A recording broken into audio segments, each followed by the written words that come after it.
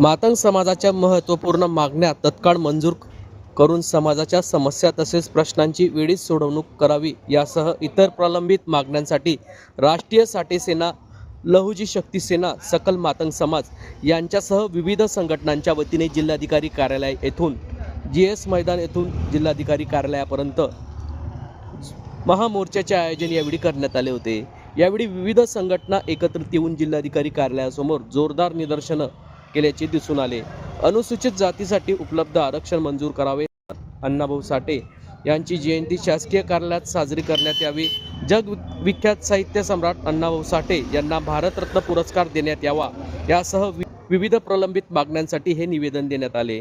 या संदर्भातली माहिती आज दिनांक 9 जुलै रोजी दुपारी 2 वाजता माध्यमांना प्राप्त झाली असून या संदर्भात लहुजी ब्रिगेड संघटनेचे कामगार आघाडीचे प्रदेशाध्यक्ष संजय आंबोरे यांनी याबाबत अधिक माहिती दिली।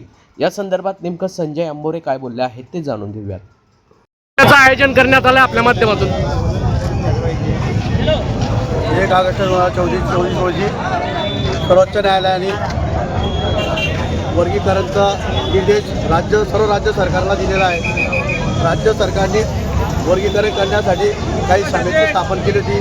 त्या समितीच्या माध्यमातून सर्वांच्या हक्क त्या मिळालेल्या आहे आणि राज्य शासनाने आमच्या मातंग समाजाला अ ब क ड प्रमाणे जे वर्गीकरण आहे ते करून द्यावं आणि मातंग समाज, मेहतर समाज आणि जे राहिलेले जे बी आमच्या 59 जातीमध्ये असतील त्यांना न्याय द्यावा असं आमच्या मातंग समाजामधून आमची मागणी आहे। ओके, नाव सांगा आपलं। मी Sanjay Ambore. Hello guys, please like, comment and subscribe our channel.